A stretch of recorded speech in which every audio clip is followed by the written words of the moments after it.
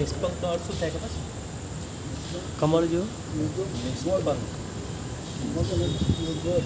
નિષ્પંક વ્યોમ વ્યોમ એટલે આકાશ. નિષ્પંક વ્યોમ એટલે કે વાદળ રહિત આકાશ, વાદળ વગરનું આકાશ, શુદ્ધ વાદળ વગરનું આકાશ. હા. નિષ્પંક વ્યોમ એટલે કે વાદળ રહિત આકાશ જેવા નીલ દ્યુતિ. નીલ અને દ્યુતિ. અનિલ ભેગું બોલ્યું અને દ્યુતિ ઉપર મીંડું છે અને અલ શબ્દ સમજો. તમને કહે છે કે આવા શબ્દ તો ક્યાં જોયા નથી, આટલી ક્યાં આવા શબ્દ અલ સદૃશમ એટલે શું થયું ખબર છે? આમાંથી સંધિ છૂટી પડે. દ્યુતિ મલ સદૃશ આપણે બોલીએ ને, દ્યુતિ મલ સદૃશ કૃતિ પર મીંડું જાય એટલે દ્યુતિ પર મીંડું છે. આ મીંડું છે ને આમાં એટલે આમાં મલ સદૃશમ છે, પણ દ્યુતિમ વત્તા અલ સદૃશમ એને સંધિ છૂટી પડી. ખબર પડી? શબ્દ છે નીલ દ્યુતિમ અલ સદૃશમ એટલે દ્યુતિમ અલ સદૃશ આપણે બોલીએ ને એટલે મલ બોલે છે ને એ મલમાં આ મીંડાનું મ થઈ જાય છે અને આ અને એ થઈ જાય એટલે મલ સદૃશમ. એમાંથી સંધિ જ્યારે છૂટી પડે, અર્થ કરવો ત્યારે સંધિ છૂટી કરવી પડે તો શબ્દ મળે. હા, નીલ દ્યુતિમ એટલે કે નીલ વર્ણવાળા. ના દ્યુ નથી, દ ને ય છે. નીલ દ્યુતિ આ છે ને દની સાથે ય જોડાયેલું. નીલ દ્યુતિ અલ સદૃશમ. અલ એટલે મદ ઘૃણિત નેત્રવાળા, અલ સદૃશમ એના જેવા. હા આપણે ધ્યાની જો આપણે વિદ્યા, હું તમને વિદ્યા શબ્દ વારે વારે યાદ કરું છું. આપણે છે ને વિદ્યા બોલીએ છીએ પણ વિદ્યા નથી, એમાં આમ દ છે અને એની સાથે જોડેલો ય છે એટલે આ રીતે વિદ્યા શબ્દ બને છે. વિદ્યા દ ને ય એટલે આમાં પણ એવું જ છે. દ્યુતિ પછી આપણે સકલારથની સુમતીનાથ ભગવાનની સ્તુતિ બોલે, શરૂઆત ક્યાંથી થાય? દિવસ જ કિરીટ સાનાગ્રો, તો આપણે એને દિવસ જ બોલીએ પણ એ દિવસ જ છે. હા, દિવસ જ કિરીટ સાનાગ્રો સકલારથની, જેને સકલારથ કર્યું હોય એને. તો આ બધામાં જ્યાંથી વિદ્યા છે, આ વિદ્યા બોલીએ છીએ પણ વિદ્યા છે. વિદ્યા વિદ્યા ખરેખર દ છે. દ એટલે આ ઉપરનો દ છે ને ય જોડેલું, દ ને ય જોડેલું વિદ્યા. પણ આપણે એનો ધ કરી દીધો વિદ્યા. આપણે વિદ્યા કરી દીધું. બોલાય છે અત્યારે તો બધા વિદ્યા જ બોલે છે, બધા ધ જ બોલે છે અને લખે બી છે આ રીતે ધન જ આમ કરે. હા, પણ એ ધ શુદ્ધ નથી, વિદ્યા છે. એ રીતે આમાં બી વ્યોમ નીલ દ્યુતિમ એટલે આ બી દ છે. નિષ્પંક વ્યોમ નીલ દ્યુતિમ અલ સદૃશમ બાલચંદ્રા. હવે ચંદ્ર અને આભદ્રષ્ટ્રમ એવી રીતે છે. પણ આપણે શું બોલે? બાલચંદ્રાભદ્રષ્ટ્રમ.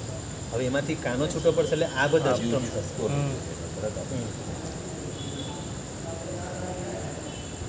હવે બાલચંદ્ર બાલચંદ્રને શું એનો મતલબ શું થયો? જ્યારે ચંદ્ર જ્યારે બીજનો હોય ને, બીજનો ચંદ્ર એને બાલચંદ્ર કહેવાય. જ્યારે ચંદ્ર એકદમ પતલો હોય એટલે હજી એ બાળક છે, પછી ધીરે ધીરે ધીરે વધતો વધતો પૂનમ જેવો થશે એટલે એને બાલચંદ્ર એટલે બીજનો ચંદ્ર. આ તો નામ હશે ને, હા નામ વ્યક્તિનું લખ્યું હોય, રચનાર નામ રચનારનો. હા, બીલચંદ્રાભદ અષ્ટમ. બરાબર. તો હવે ચંદ્રમાંથી સંધિ છૂટી પડે આભદ અષ્ટમ થશે. આભદ અષ્ટમ આ બધા શબ્દો આમાં આ રીતે છે. આભદ અષ્ટમ ધના પમી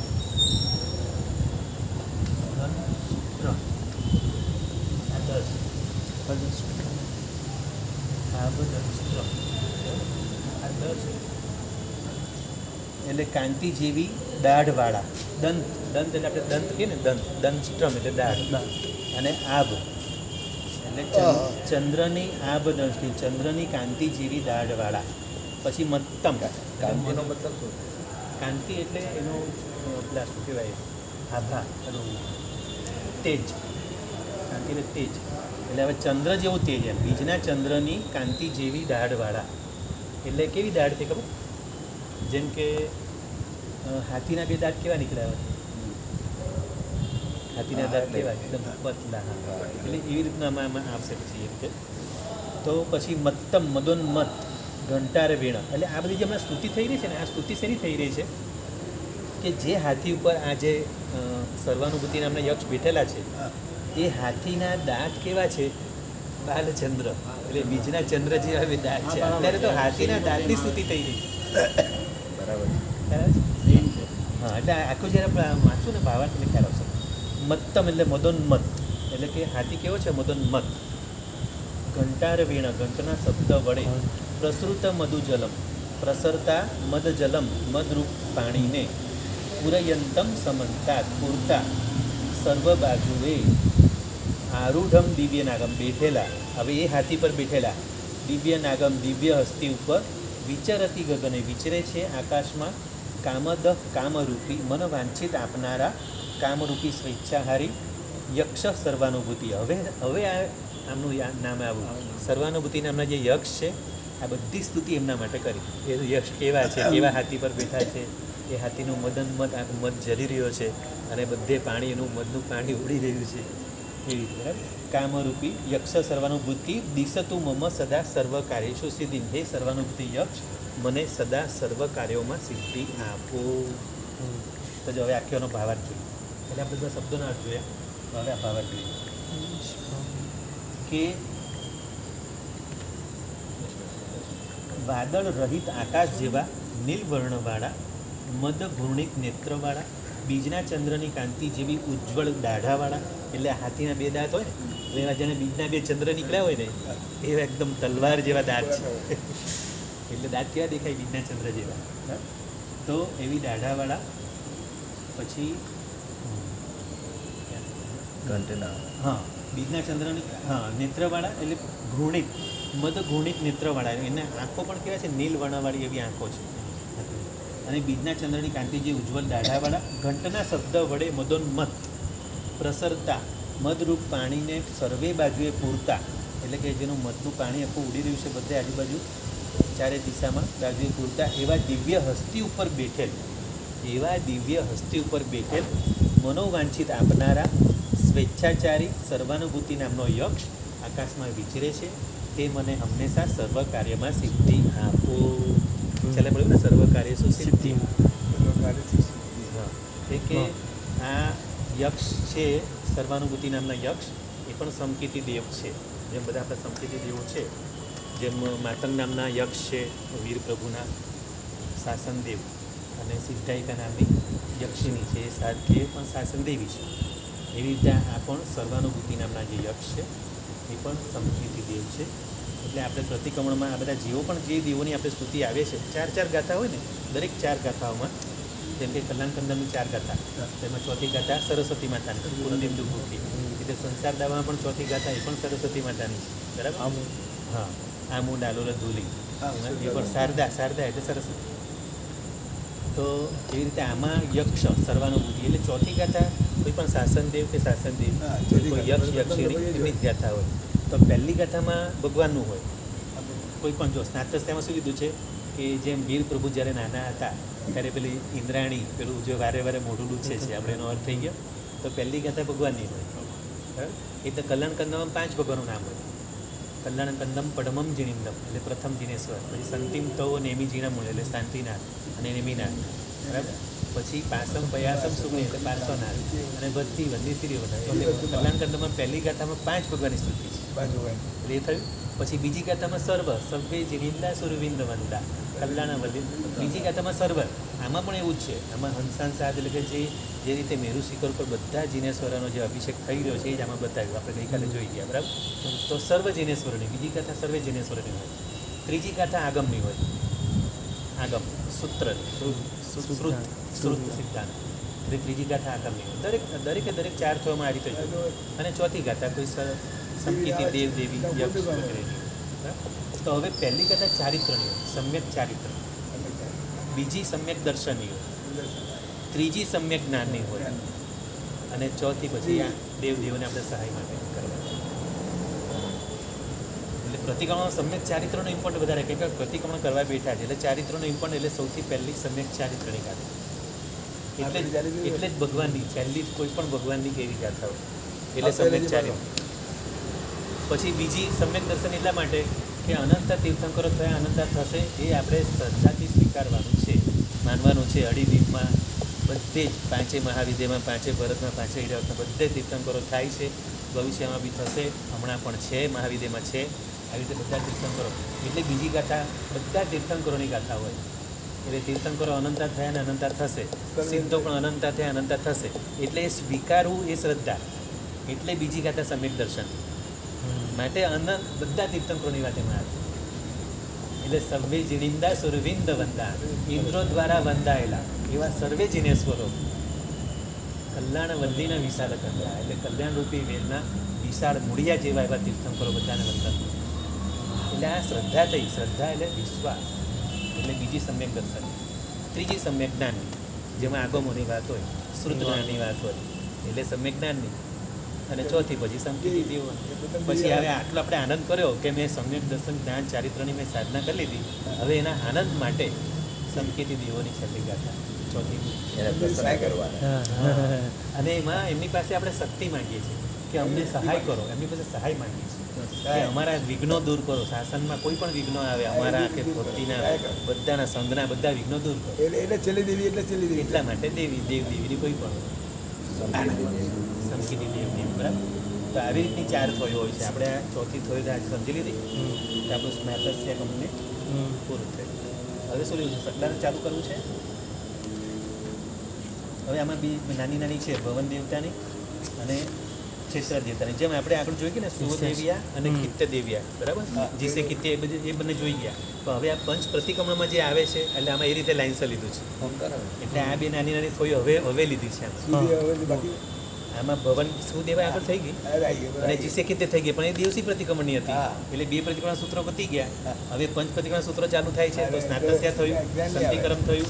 તો હવે એમાં ભવન દેવતા અને પેલા યશા ક્ષેત્ર, આગી ક્ષેત્ર દેવતાની પછી બે પેલી જુદી હતી જીસે કિત્ય, એ દેવસી રાયમાં આવે. અને હવે આ આવશે પક્કીમાં. તો આમાં પક્કીમાં આવશે યશા ક્ષેત્રમ સમાશ્રિત, અને આ આવશે.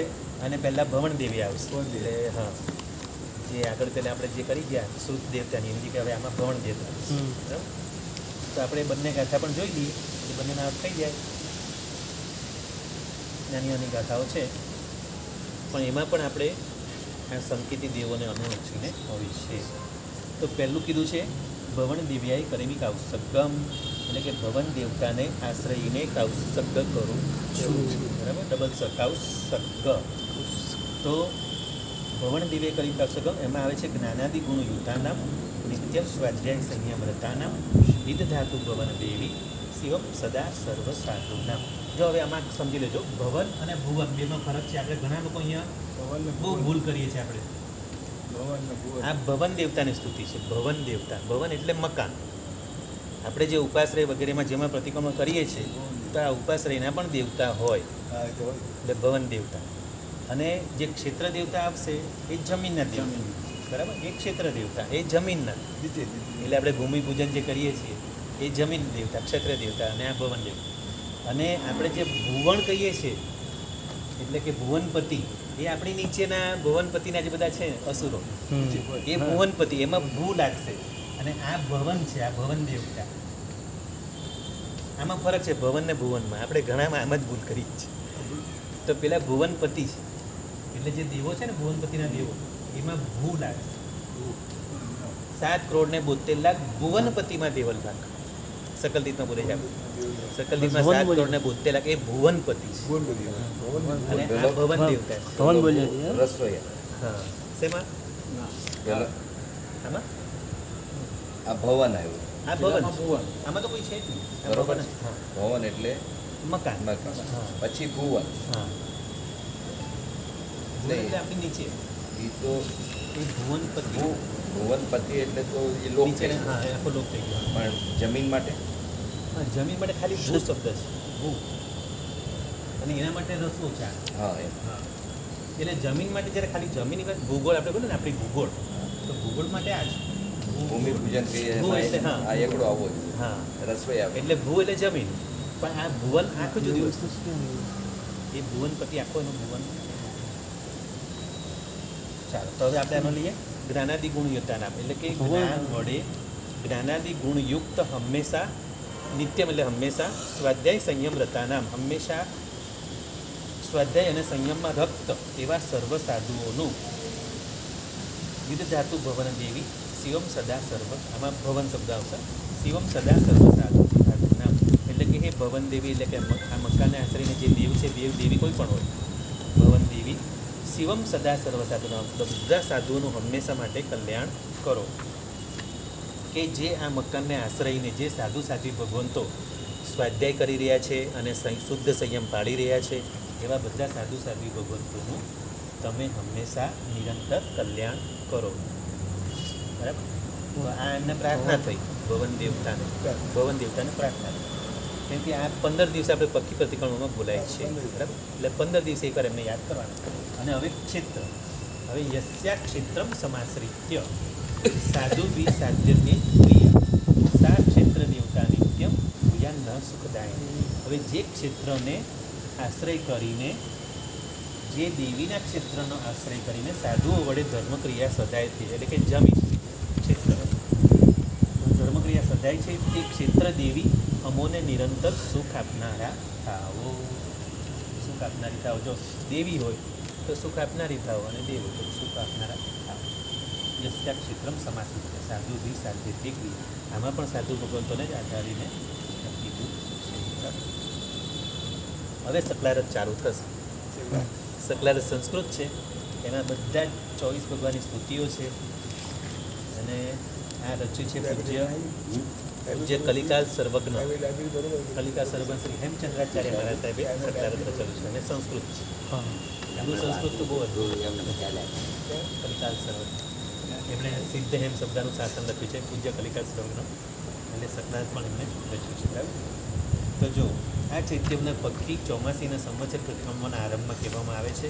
કલિકાલ સર્વજ્ઞ શ્રીમદ હેમચંદ્રાચાર્ય પોતે કરેલા ત્રિષષ્ટિ સલાકા પુરુષ ચરિત્ર નામના ગ્રંથમાં 26મા શ્લોક સિવાય કૃતાપરાધેપી પર્યંત 25 શ્લોક મંગલાચરણ તરીકે રચેલા છે. તેથી આ ચૈત્યવંદનના કરતા ઉક્ત આચાર્ય છે એમ નિર્ણય થાય છે. તો આમાં બધી એક ભગવાનની સ્તુતિઓ છે. તો સકલારત શું કરું છે આપણે? આજે જ ચાલુ કરીએ, કાલે ચાલુ કરીએ? કાલે કરીએ. આજે કોઈ પદાર્થ નહીં. બરાબર? આપણે સકલારત કાલે ચાલુ કરીશું. અને પદાર્થમાં આપણે કોઈ પ્રશ્ન આગળનો કોઈ અધૂરો હોય. કાલે પ્રશ્ન હતો. હા હા, પ્રશ્ન હતો. હા, પ્રભાવશાળી પૂર્વચાર્ય જણાવો. યસ. હવે પૂર્વાચાર્યો આપણે બધું આગળ પૂજાના પ્રભાવ જોઈ લીધા. હવે આજે છે પ્રભાવશાળી પૂર્વાચાર્યો. Page number 12. તો આપણા જીન શાસનને આપણા સુધી પહોંચાડવામાં આ બધા પૂર્વાચાર્યોએ ખૂબ જ મહેનત કરી છે અને ખૂબ જ બલિદાનો પણ આપ્યા છે. એવા બધા પૂર્વાચાર્ય. તો એમાં સૌથી પહેલાં લખ્યું છે સ્વયંપ્રભ સુરી. પ્રભાવશાળી પૂર્વાચાર્યોમાં સ્વયંપ્રભ સુરી ભીનમાલ. ભીનમાલ એટલે ત્યારે એનું નામ હતું શ્રીમાલ નગર. આજનું ભીનમાલ, ત્યારે નામ હતું શ્રીમાલ નગર, જૂનું નામ. અને ત્યાં આગળ હા 1 લાખ હા રાજકુંવરો હા અને ક્ષત્રિયોને હા બોધ પમાડેલો. બૌદ્ધ પ્રમાણે. અને ત્યાંથી હા આપણી પરંપરા શરૂ થઈ. હા શ્રીમાળી, શ્રીમાળી, પોરવાળા અને ઓસવા, ત્યાંથી શરૂ. ત્યાંથી શરૂ. આ ભીનમાલની અંદર બધાના મૂળ આપણા ભીનમાલમાં મૂળ બધા ભીનમાલમાં. ઓસિયામાં ત્યાં નજીક જ છે ને. અને ગુરુ ભગવાનનું નામે ભીનમાલ. હા. તો એ છે ને સ્વયંપ્રભ સુરી. પાર્શ્વનાથ ભગવાનના સમયના. અચ્છા. એ આજે વિમલ સાગર સુરીશ્વરમાં આવી હતી ક્લિપ, એમાં આજે જ મેં સાંભળ્યું. બરાબર બરાબર. સરસ, આટલું સરસ જાણવા મળ્યું. તો એ ફરતી ફરી આવશે ને તો ગ્રુપમાં હા. વિમલ સાગર સુરીશ્વરજી મારા સાહેબ વિમલ સાગર છે. જ્યારે બેંગ્લોર તરફ છે. બરાબર. તો એ શ્રીમાલ નગરના રાજા આદિ 90,000 ઘરોની વસ્તીને પ્રતિબોધ કરીને, જે તમે કીધું જાય 90,000 ઘરોની વસ્તીને પ્રતિબોધ કરીને જૈન બનાવેલા. કોણે? આ સ્વયંપ્રભ સુરી મહારાજ. સ્વયંપ્રભ આ નામ બરાબર. એમણે શ્રીમાલ નગરના રાજા, ત્યારે શ્રીમાલ નામનું નગર હતું, જે હવે એનું નામ ભીનમાલ થયું. પણ પહેલા શ્રીમાલ નગર નામ હતું. શ્રીમાલ નગર પછી શ્રીમાળી. હવે પછી સાહેબજી આની પછી કે છે હા. હવે મારા આ ગુરુ, મારો આ ગજ, આ બધું છોડો હવે. હા, હા. બહુ સ્પષ્ટ શબ્દોમાં હા, છેલ્લે ત્યારે સાહેબ- ત્યાંથી જ એકતા કરવાની વાત કરી. હા, ત્યારે સાહેબજી છેલ્લે આ કીધું. હા. અને ત્યારે પદ્માવતી નગરીમાં, એટલે પ્રતિબોધ કરીને બધાને 90,000ને જૈન બનાવેલા. બરાબર. પછી તથા પદ્માવતી નગરમાં યજ્ઞમાં બલિદાન અપાતા લાખો પ્રાણીઓને અભયદાન આપી અને 45,000 અજૈન કુટુંબોને પણ જૈન બનાવેલા. ત્યારે જે યજ્ઞની પ્રથા ત્યારે પણ ચાલતી હતી, ત્યારે પણ બધું આ બધું અંધશ્રદ્ધા બધી હતી. માંસ મદિરા પણ છોડાવ્યા. હા કઈ હતી એ બધાને જૈન બનાવે. કેવા 45,000 અજૈન જૈન કુટુંબોને જૈન બનાવે. એટલે બધા એવા ક્ષત્રિયો હતા જે આવું બધું માંસ મદિરા કરતા હતા બધાને. એટલે 90,000 તો વસ્તીને પ્રતિબોધ કરી જૈન બનાવેલા. પણ એના પછી એની બાજુમાં પદ્માવતી નગરી બાજુમાં, એટલે આ શ્રીમાલનગરના રાજાને તથા બીજા 90,000 ઘરોને રાજાને બી જૈન બનાવ્યા અને 90,000 ઘરોને જૈન બનાવ્યા. એના પછી બાજુમાં પદ્માવતી નામની નગરીમાં એમાં પણ યજ્ઞમાં જે બલિદાન આપતા લાખો પ્રાણીઓને બચાવ્યા અને ત્યાંના બધા 45,000 અજૈન કુટુંબોને જૈન બનાવ્યા. એટલે 90,000 ને 45,000 1,35,000. એટલે આવી રીતે શાસન પ્રભાવ ના થાય. હા આપણે કંઈ આમ બાળકો વધારીને એમ નથી કરવા. હા, એ પ્રમાણે આ રીતે અજૈન લોકોને જૈન આવી રીતે પ્રતિબોધ પમાડીને સમજાવીને જબરજસ્તી પણ નહીં. હા આ તો પણ બધા અત્યારે હનુમાંતર નહીં તો એવું થાય કરવાનું. ને, એ મારું લઈ જશે. એને જૈન બનાવીએ ને તેમ થાય કે આ મારું લઈ જશે. વાંધો ત્યાં આવે. પણ આજે લોકોમાં ખરેખર સમજણ એવી આવી છે બધામાં કે ભાઈ જૈન બનવું એ જ્યોર્જ બર્નાર્ડ શોનો દાખલો લઈએ. મારા સાહેબ પ્રવચનો કીધેલું કે જ્યોર્જ બર્નાર્ડ શો એટલે એવો ફિલોસોફર અને એટલો વિદ્વાન પણ હતો. એણે પણ કીધું કે જો મને પરલોક હોય કે આજના સમયમાં, એટલે આ વિજ્ઞાનના સમયમાં હું કદાચ માનતો તો નથી, પણ કદાચ જો પરલોક હોય તો જો આવતો ભાવ મને મળે ને મને સામેથી કોઈ કહે તો હું તો જૈન ધર્મમાં રહેવાનું પસંદ કરીશ. હું જૈન ધર્મમાં મને જન્મ મળે એવું ભગવાન પાસે માંગીશ. કેમ કે જૈન ધર્મ જ એવો છે કે જેમાં ભગવાન કહે છે કે તમે બધા જ ભગવાન બની શકો છો. આવું બીજા કોઈ ધર્મમાં નથી. બીજા બધા ધર્મોમાં માત્ર બસ તમે તમે ભગત જ રહેવાનું, તમારે ભક્તિ જ કર્યા કરવાની, તમે ભગવાન નહીં બની શકો, ખાલી ભગવાન એક જ છે, એવું બીજા બધા ધર્મોમાં છે. આપણું એક જૈન શાસન જ એવું છે કે અનંતા સિદ્ધોને માને છે.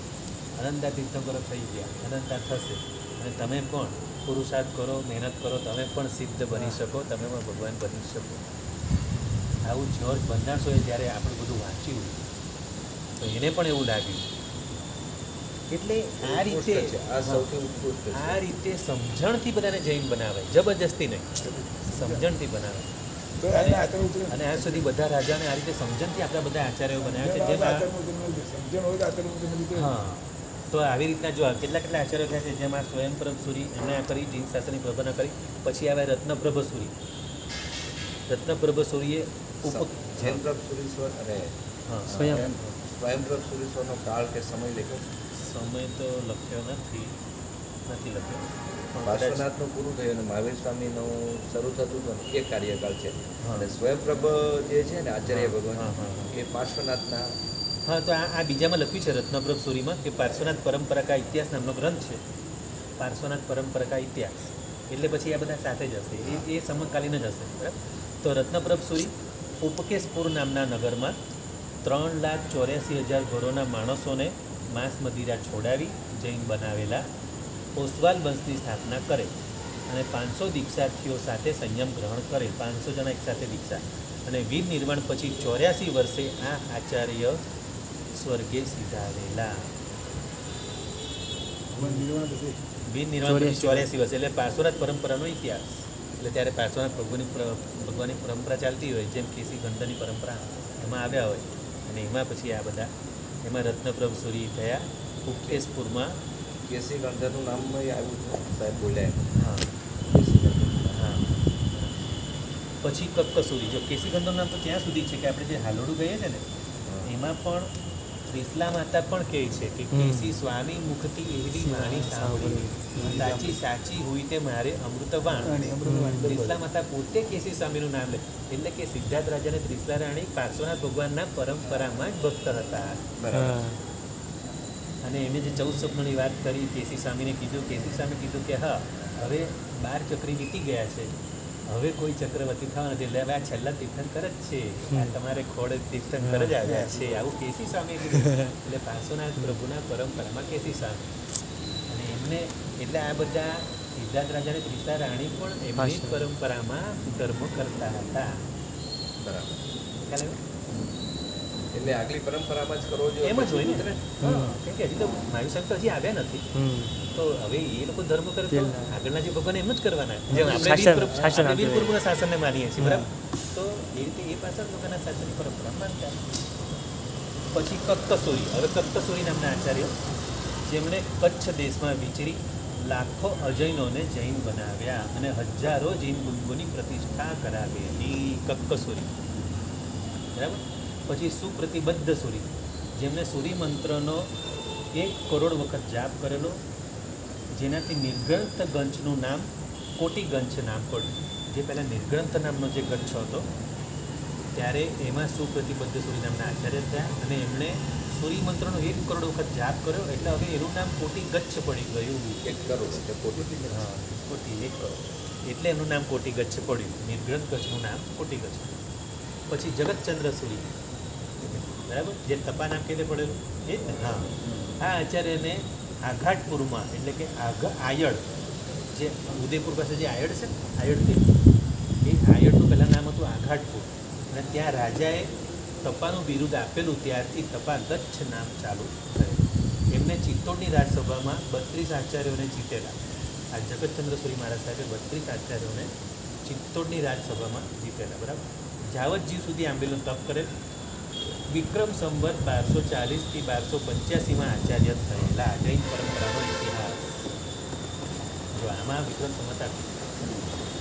પછી થયા સોમસુંદર સૂરી મહારાજ સાહેબ. આ સોમસુંદર મહારાજ સાહેબ એટલે કયા? હમણાં આપણે જે સંતિક્રમને આપણે અર્થ થઈ ગયો. સંતિક્રમમાં મુનિસુંદર સૂરી એમના જ ગુરુ સોમસુંદર સૂરી. તવગચ્છ ગયણ દિવાયર છેલ્લી કથા 14મી કથા આપણે બોલતા નથી પણ એમાં એક સોમસુંદર સૂરી વાત છે. રાણાપુરથી પ્રતિષ્ઠાના કરતા 1800 ક્રિયાપાત્ર સાધુના ગુરુ, ઊંઘમાં પણ પડખું ફેરવતી વખતે ઓઘાથી પ્રમાજના કરવાવાળા, યોગશાસ્ત્ર ઉપદેશમાળા ગ્રંથના રચયિતા, તારંગાની પ્રતિષ્ઠામાં એમની નિશ્રામાં 7 લાખ માણસો ભેગા થયેલા. વિક્રમ સંવત 1450માં થયેલા આ સોમસુંદર સૂરી મહારાજ સાહેબ. સર 7 લાખ માણસ છે અત્યારે તારંગા જઈએ તો આપણે 7 લાખ માણસ જોયું ક્યાં ને. હા, તો ત્યારે એ દેરાસર કેટલું મોટું હતું ખબર છે? દેરાસર તો સાહેબ આટલું જ ના ના ના, દેરાસર હવે જ્યારે બનાવેલું ને ત્યારે બહુ મોટું હતું. 9 માળનું હતું ત્યારે. હમણાં કેટલા માળનું છે? હમણાં 9 માળ છે. માપો છે કેટલા છે? 182 ફૂટ છે. હા, 9 વધારે છે. જ્યારે બનાવેલું ને એ જ્યારે બન્યું ત્યારે 9 માળ. 8 કે 9 માં તો છે જ. એ તો હશે સાહેબ. એનું કારણ 60 લાખ કે બાજુમાં એક દરવાજો છે અને દાદરની સીડી ને એ છે હા, હા. એટલે 9 માળ એ પ્રમાણે ગણ્યા હશે. હા. મારા ખ્યાલથી 172 ફૂટ કે 182 કેમ કે શિખર કેટલું ઊંચું છે આજની તારીખમાં પણ એ તારંગાનું શિખર. મારા ખ્યાલથી એ જ શિખર હશે. અચ્છા, 8 થી 9 તો માલ છે જ. બરાબર. તો એ આ મૂષક વિહાર નામનું એ જ કિનારે છે આ, જેનું નામ મૂષક મૂષક વિહાર. એ કે ઉંદરનું પેલું જે પ્રાયશ્ચિત કર્યું ઉંદર. માપા મહારાજા એ જ છે. સોનામાં તો વિક્રમ સંવત 1450માં સોમસુંદર સૂરી મહારાજ સાહેબ થયા, બરાબર. પછી હવે મુનિસુંદર સૂરી. જો સંતિક્રમમાં મનની વાત કરી હા. તો સંતિક્રમ સ્તોત્રના કરતા હંમેશા 1000 શ્લોક કંઠસ્થ કરવાવાળા, સહસ્ત્રાવધાની, 24 વાર સૂરી મંત્રનો જાપ કરનારા, રાજાઓ પાસે અમારી પડવ વગડાવનારા, કાલી સરસ્વતી વિરુદ્ધના ધારક, રત્નાકર અધ્યાત્મ સપ્તગૃહના રચયિતા, શિરોહીમાં તીરનો ગાડી ગઈ ને એટલે પેલો અવાજ દબાઈ ગયો છે એમ પરથી લીધો. સંતિક્રમ સ્તોત્રના કરતા હંમેશા 1000 શ્લોક કંઠસ્થ કરવાવાળા, સહસ્ત્રાવધાની, 24 વખત સૂરી મંત્રનો જાપ કરનારા, રાજાઓ પાસે અમારી પડહ વગડાવનારા એટલે અમારી પ્રવર્તન કરાવનારા, કાલી સરસ્વતી વિરુદ્ધના ધારક, રત્નાકર અધ્યાત્મ કલ્પદ્રુમના રચયિતા. આ જે ગ્રંથ બી એમણે રચ્યો છે, રત્નાકર ગ્રંથ અને અધ્યાત્મ કલ્પદ્રુમના રચયિતા, શિરોહીમાં તીડનો ઉપદ્રવ દૂર કરનારા. શિરોહીમાં એકવાર એટલો જબરજસ્ત તીડનો ઉપદ્રવ થયેલો. તીડનો ઉપદ્રવ તો ખબર ને? પોતાના ગુરુને 108 હાથ લાંબો પત્ર લખનારા. એમણે એમના ગુરુ સોમસુંદર સૂરી મહારાજ સાહેબને 108 હાથ લાંબો પત્ર લખેલો. આ આચાર્ય વિક્રમ સંવત 1478માં થયેલા, બરાબર. જો પેલા 1450 અને આ 1478, બરાબર. એમના શિષ્ય. પ્રબંધ પંચસતી, આ બંને ગ્રંથો છે. પ્રબંધ પંચસતી ગ્રંથમાં આપેલું છે. અને હવે છેલ્લા એક ધનેશ્વર, જો આપણે આ પ્રભાવશાળી પૂર્વાચારણ એક છેલ્લા આચાર્ય છે, જોઈ લઈએ. ધનેશ્વર સૂરી ધારાનગરીમાં મુંજ રાજાની સભામાં વાદ કરીને વિજયી બનેલા મુંજ રાજા એમનો પરમ ભક્ત હતો. તેમને 18 શિષ્યોને આચાર્ય બનાવેલા. ત્યારથી 18 શાખાઓ નીકળેલી. ચિત્તોડમાં 18,000 બ્રાહ્મણોને જૈન બનાવેલા. ચિત્તોડ, જે ચિત્તોડ છે ને પ્રતાપ રાણા પ્રતાપ, હમ. ત્યારે 18,000 બ્રાહ્મણોને જૈન બનાવેલા. એ ધનેશ્વર સૂરી જૈન પરંપરાનો ઇતિહાસ હવે ગ્રંથમાં. આગળ એક શબ્દ હતો સર હા શેમાં જીનાગ્રવતી બોલે ઈચ્છામી બરાબર. 32